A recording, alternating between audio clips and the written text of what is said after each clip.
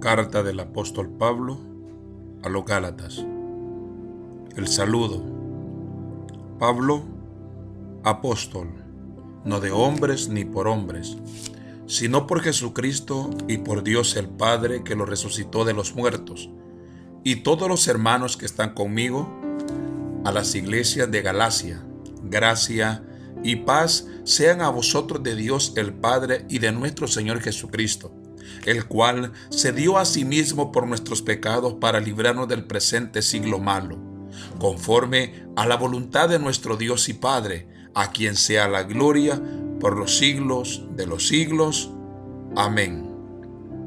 Una forma de negar la veracidad de un mensaje es negar la autoridad de quien lo comunica. La iglesia en Galacia había recibido de Pablo el verdadero evangelio de la gracia y lo había creído hasta que algunos falsos maestros llegaron tras su partida. Al parecer, los judaizantes habían convencido a algunos de los miembros de la iglesia en Galacia de que Pablo era un apóstol que se había nombrado a sí mismo, sin una comisión divina. Por eso, al comienzo de la carta, Pablo omitió los saludos personales acostumbrados y procedió de inmediato a establecer la autenticidad de su autoridad apostólica, acerca de la cual entra en detalle más adelante. En este saludo breve, Pablo resume su autoridad, su derecho para hablar, su mensaje, las verdades que comunica y su motivo, su razón para hablar. En primer lugar, miremos la autoridad de Pablo en el verso 1 y el verso 2. Como dice el texto, Pablo, apóstol, no de hombres ni por hombres, sino por Jesucristo y por Dios el Padre, que lo resucitó de los muertos, y todos los hermanos que están conmigo, a la iglesia de Galacia. Conforme a la costumbre de sus tiempos, el apóstol empieza su carta con la enunciación simple de su nombre, Pablo. A continuación, establece su autoridad como un apóstol. Primero, con base en su derecho al título de apóstol. Segundo, con base en la manera como fue elegido por tal oficio. Y en tercer lugar, basado en su relación con los hermanos en la fe. El título de apóstol. Un apóstol es aquel que es enviado con una comisión. Era un enviado, embajador o mensajero que había sido escogido e instruido por Jesucristo como su emisario especial para la proclamación de su verdad durante los años formativos de la iglesia. En su empleo básico y técnico, el término se aplicó al grupo original de los 12 hombres a quienes Jesús eligió al comienzo de su ministerio terrenal, y que fueron apartados para poner los cimientos de la iglesia primitiva y ser los canales de la revelación completa y final de Dios.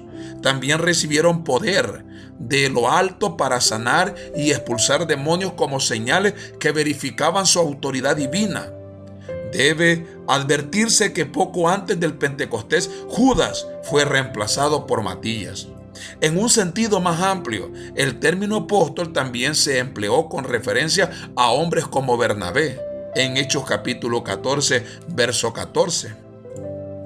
Cuando lo oyeron, los apóstoles Bernabé y Pablo rasgaron sus ropas y se lanzaron entre la multitud dando voces.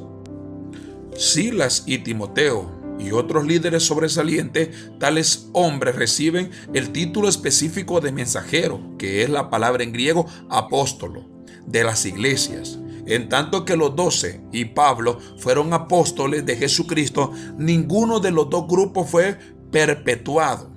A excepción de Judas, no se registra en el Nuevo Testamento que algún apóstol haya reemplazado a otro del grupo primario o secundario tras su muerte.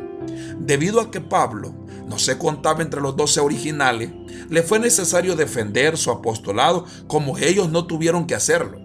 Como una de las cualidades necesarias era haber sido testigo de Cristo resucitado.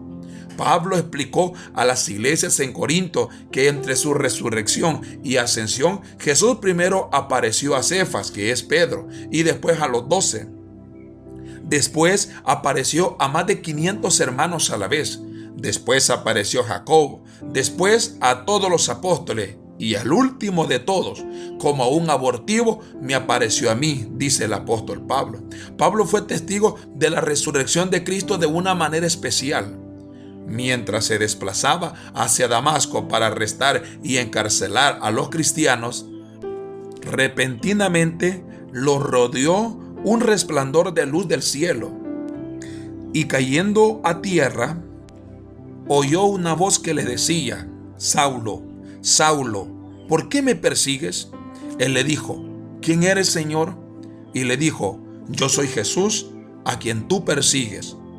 Por medio de Ananías, el hombre piadoso que vivía en Damasco, el Señor declaró lo siguiente respecto a este enemigo a muerte del evangelio, ahora convertido a él: instrumento escogido me es este, para llevar mi nombre en presencia de los gentiles y de reyes y de los hijos de Israel. Tal como el Señor actuó en Pedro para el apostolado de la circuncisión, actuó también en Pablo para con los gentiles. El Señor también se apareció a Pablo de manera personal en otras ocasiones. En Hechos capítulo 18, verso 9, usted lo puede leer. Ahora miremos la manera como fue escogido. Dice el texto: no de hombres ni por hombres, sino por Jesucristo y por Dios el Padre, que lo resucitó de los muertos. Con motivo de las acusaciones de siervos falsos, maestros según las cuales Pablo era un apóstol fraudulento e ilegítimo que carecía de autoridad para enseñar y dirigir a las iglesias, él declaró con firmeza que la suya no era comisión humana, porque no había sido enviado por parte de hombres. Tampoco se había nombrado a sí mismo, ni por hombres le había sido asignada la comisión divina. Ningún medio humano tuvo parte en la asignación de su comisión apostólica. Su llamado al apostolado no fue mediado por ceremonias o recursos humanos, ni siquiera por la imposición de manos de un grupo de líderes en Jerusalén, Antioquía o cualquier otro lugar. Aunque el grupo de ancianos de Antioquía tuvo parte en su proceso de ser enviados en su viaje misionero de evangelización, el llamado original de Pablo al apostolado vino directamente por Jesucristo y por Dios el Padre, que lo resucitó de los muertos. Jesús lo llamó a Pablo y le apartó antes de haber tenido contacto con alguno de los demás apóstoles. Tras varios años de preparación divina, fue enviado para empezar su trabajo entre los gentiles por intervención directa del Espíritu Santo, cuyo encargo divino fue reconocido por los líderes de la iglesia de Antioquía. La autoridad de Pablo no fue dada por los hombres ni por él mismo, sino por Dios, y su derecho para instruir a los gálatas se fundaba en esa prerrogativa divina. Pablo nunca perdía la oportunidad de mencionar la resurrección, sin la cual el evangelio carece de poder. El Dios que nombró apóstol a Pablo era nada más y nada menos que Dios el Padre, que resucitó a su Hijo de los muertos. Sin duda alguna, Pablo tenía una comisión enormemente superior a la de cualquiera de los judaizantes que enseñaban falsedades y confundían a los gálatas con la intención de pasar por encima de la autoridad apostólica de Pablo. La mención frecuente del apóstol a Dios y Padre vinculada a Jesucristo en todo el Nuevo Testamento es significativa y no debe perderse de vista. No se menciona para darnos a entender que Dios es nuestro Padre, aunque esa verdad se indica en el verso 4, sino que el Padre tiene un papel específico en la Trinidad con relación al Hijo. De esa manera se subraya la gran importancia de esta relación entre la primera y segunda persona de la Trinidad en su naturaleza esencial. Tal título expresa igualdad en la deidad de ambos, el Padre y el Hijo, que participan por igual de la misma naturaleza. Asevera que Jesucristo es aquel que es de la naturaleza de Dios y que el Dios verdadero es aquel que es el Padre de Jesucristo. Ahora miremos su asociación y todos los hermanos que están conmigo a la iglesia de Galacia. La tercera base de la autoridad de Pablo queda implícita en su referencia de hermanos, aplicada a las personas que le acompañaron durante su ministerio, a diferencia de su propia identificación como apóstol. Los eruditos y teólogos liberales que interpretan la Biblia sostienen que los apóstoles no eran más importantes o inspirados que otros testigos humanos de Jesucristo que vivieron durante ese mismo tiempo de su ministerio terrenal. Lo que enseñaban y escribían se basaba en su percepción y entendimientos propios, por lo cual no tenía la impronta de la autoridad divina y no podía convertirse en objeto de observancia impuesto a los demás creyentes. Tanto en esa época como en tiempos posteriores, cada creyente tiene sus propias experiencias de lo que se denomina con frecuencia el suceso de Cristo. El dogma católico romano postula que la Biblia fue escrita por la Iglesia y esta por ende se constituye en una autoridad superior a la Biblia. Por lo tanto, la Iglesia puede hacer añadiduras o modificaciones a las Escrituras según juzgue apropiado, y a sus pronunciamientos eclesiásticos se les atribuye la misma autoridad espiritual y moral de las Escrituras, incluso en aquellos casos de contradicción patente a las enseñanzas bíblicas. Pablo habría argumentado en contra de ambas posturas con todas sus fuerzas si él y los demás apóstoles del Nuevo Testamento no hubieran sido inspirados por Dios con autoridad e investiduras únicas.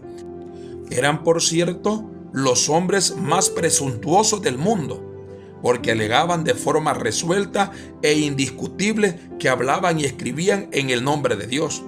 Como apóstoles hablaban a la iglesia, no en representación de la iglesia. La iglesia derivaba su doctrina de los apóstoles, quienes a su vez la recibían directamente de Dios.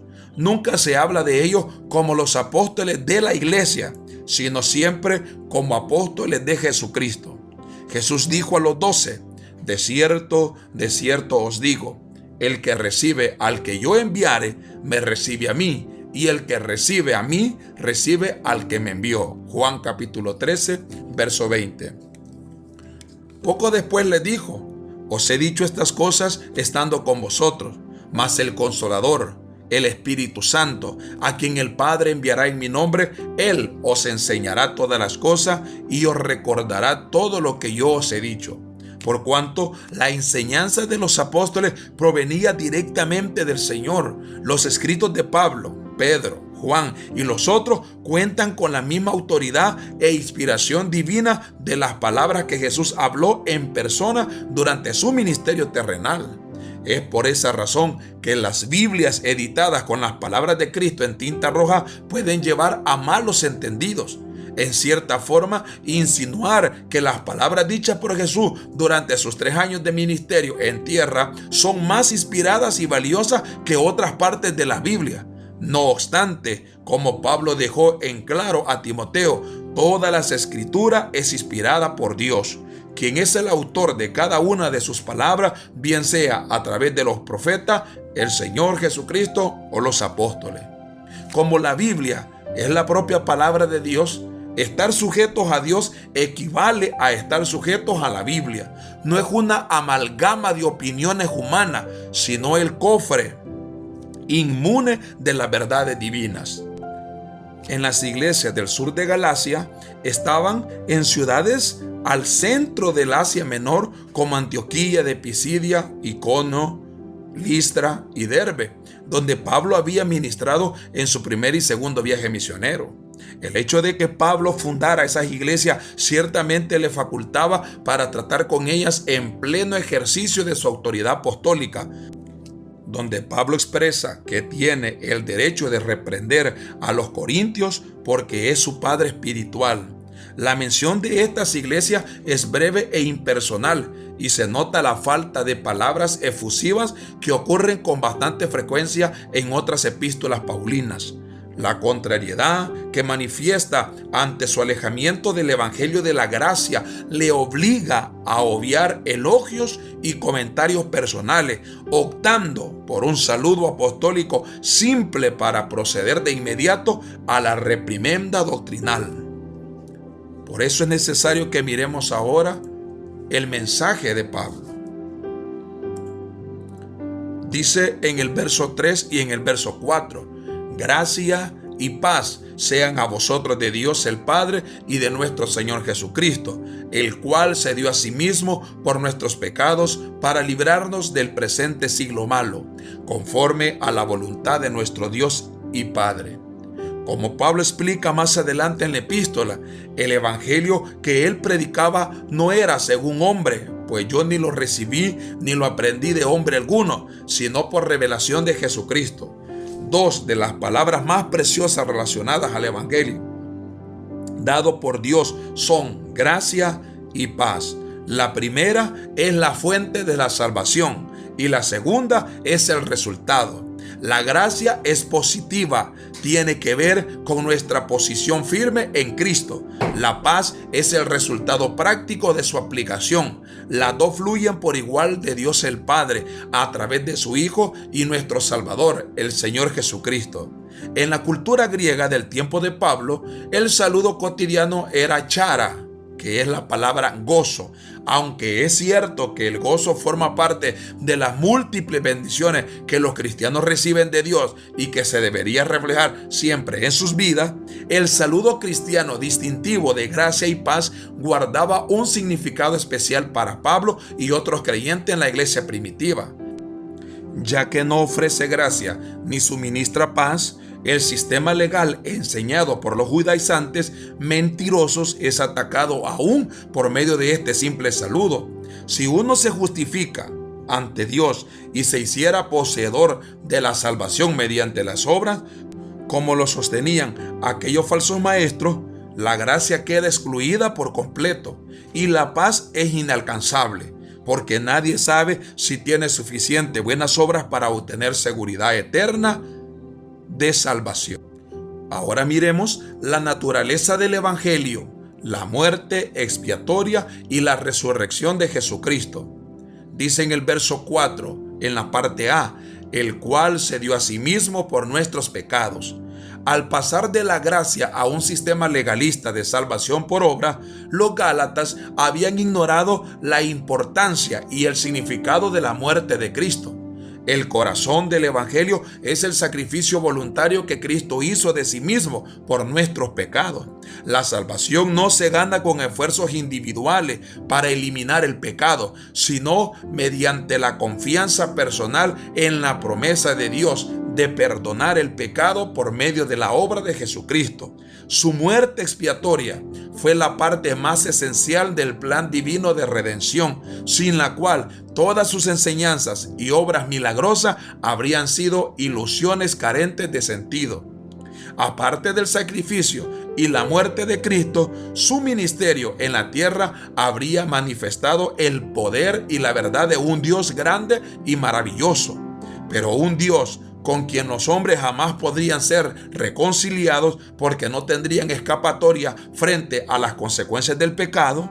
Como ningún hombre puede eliminar el pecado por las obras, resulta imprescindible que le sea perdonado. Por esa razón fue necesario e ineludible que Él mismo llevara nuestros pecados en su cuerpo sobre el madero, para que nosotros, estando muertos a los pecados, vivamos a la justicia. Si Cristo no hubiera muerto en nuestro lugar, tampoco habría resucitado por nuestro bien. Y si no hubiera resucitado, como dice Pablo, la predicación del evangelio sería en vano. Confiar en el evangelio carecería de valor y todos los hombres seguirían muertos en sus delitos y pecados.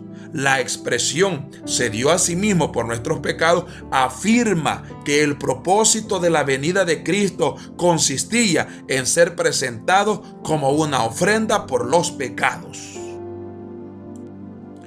Ahora miremos el objetivo del evangelio: librar del presente siglo. Para librarnos del presente siglo malo. El propósito del Evangelio es librarnos. El subjuntivo griego indica propósito. A todos los que creemos en Cristo del presente siglo malo, la muerte de Jesús fue una operación de rescate, el único medio posible para salvar a los hombres del mundo condenado y de la muerte eterna, dándoles vida eterna. Librarnos transmite la idea de rescatar del peligro. La palabra fue empleada por Esteban en su sermón ante el Sanedrín al describir la intervención divina que obró la puesta en liberación de parte de José y los hijos de Israel en medio de su gran aflicción en Egipto.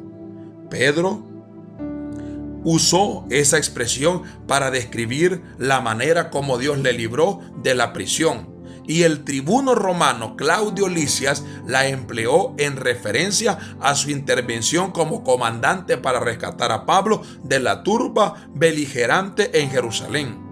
En Gálatas capítulo 1 verso 4 contiene el único uso metafórico del término en todo el Nuevo Testamento. La palabra siglo no se refiere a un periodo de tiempo, sino a un sistema pasajero y transitorio que es malo. En este caso, el sistema satánico que ha dominado al mundo desde la caída y lo seguirá dominando hasta el regreso del Señor. Aunque los creyentes no son removidos de la tierra hasta morir o ser arrebatados, si son rescatados del presente siglo malo, tan pronto reciben a Jesucristo como Señor y Salvador. Todavía están en el mundo, pero ya no le pertenecen. La vida cristiana fiel es la vida celestial vivida aquí en la tierra. Ahora miremos la fuente del Evangelio, la voluntad de Dios. Conforme a la voluntad de nuestro Dios, sigue diciendo el verso 4. La fuente del Evangelio Salvador de Jesucristo es la voluntad soberana, amorosa, compasiva y generosa de nuestro Dios y Padre, quien de tal manera amó al mundo que ha dado a su Hijo unigénito para que todo aquel que en Él cree no se pierda, mas tenga la vida eterna. Jesús oró así en el huerto: Padre, si quieres, pase de mí esta copa, pero no se haga mi voluntad, sino la tuya. La voluntad del Padre no era pasar de su Hijo esa copa, porque de otro modo el mundo no podría salvarse. Fue la voluntad del Padre que su Hijo precioso muriera, a fin de que todos los que confían en Él puedan vivir. El Padre envió al Hijo a morir, y el Hijo puso su vida en rescate de manera obediente y voluntaria. En términos específicos, cada creyente rescatado es librado a causa de la voluntad de Dios en su gracia y soberanía. Mas a todos los que le recibieron, a los que creen en su nombre, les dio potestad de ser hechos hijos de Dios, los cuales no son engendrados de sangre, ni de voluntad de carne, ni de voluntad de varón, sino de Dios. Esto dice Juan capítulo 1 del 12 al 13. Así la salvación se separa por completo de la voluntad humana y queda sumida en las profundidades del decreto soberano de Dios. Por último, vamos a ver el motivo de Pablo. En el verso 5 dice: a quien sea la gloria por los siglos de los siglos. Amén. Pablo concluye su introducción con una doxología digna de un Dios que salva en gran manera. Su motivo para escribir a las iglesias en Galacia era reconocer en últimas que Dios es digno de gloria por los siglos de los siglos. El fin supremo del apóstol fue glorificar a su Señor, y llama a todos los creyentes a hacer todo para la gloria de Dios. En estos 5 versículos introductorios de Gálatas, las 4 etapas de la salvación del hombre. La primera es el decreto soberano de Dios para salvar. La segunda fue la muerte de Cristo por los pecados del hombre. La tercera, el nombramiento de apóstoles para dar testimonio vivo de esa provisión divina. Y la cuarta etapa fue el regalo de gracia y paz que Dios da a aquellos que creen en Jesucristo su Hijo. En cada una de las etapas, el Padre y el Hijo trabajan juntos porque su voluntad y su trabajo son siempre una misma cosa. Pablo y los demás apóstoles fueron comisionados y enviados por el Padre y el Hijo, y la gracia que trae salvación, así como la paz que la salvación trae, provienen por igual del Padre y el Hijo. La salvación es provista, predicada y concedida por la operación común de Dios el Padre y Dios el Hijo. Ambos planearon la salvación, juntos proveen salvación, juntos anuncian la salvación y otorgan la salvación juntos a cada persona que acude a ellos con fe. La palabra amén expresa aquí la afirmación de vida que ratifica la dignidad absoluta de Dios para recibir gloria por siempre ante una provisión tan maravillosa de gracia y salvación eternas.